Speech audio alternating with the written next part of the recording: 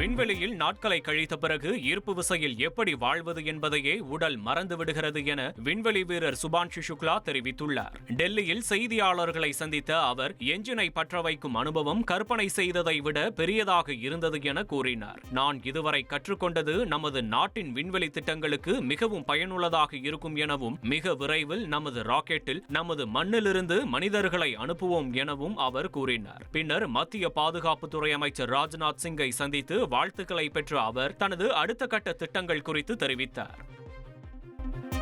மக்களவை சபாநாயகரின் தேநீர் விருந்தை எதிர்க்கட்சி எம்பிக்கள் புறக்கணித்தனர். நாடாளுமன்ற மழைக்கால கூட்டத்தொடர் இன்றுடன் நிறைவு பெற்ற நிலையில் ஒவ்வொரு கூட்டத்தொடர் நிறைவடைந்த பிறகும் மக்களவை சபாநாயகர் ஓம் பிர்லா ஆளும் கட்சி மற்றும் எதிர்க்கட்சிகளைச் சேர்ந்த பல்வேறு எம்பிக்களுக்கு மரியாதை நிமித்தமாக தேநீர் விருந்துக்கு அழைப்பு விடுவது வழக்கம் என்ற நிலையில் அதனை ராகுல் காந்தி உள்ளிட்ட எதிர்க்கட்சிகளின் நாடாளுமன்ற குழு தலைவர்கள் புறக்கணித்தனர். இதனால் பிரதமர் மோடி உள்ளிட்ட தேசிய ஜனநாயக கூட்டணி மற்றும் பிற கட்சிகளைச் சேர்ந்த நாடாளுமன்ற குழு தலைவர்கள் மட்டும் அதில் பங்கேற்றனர்.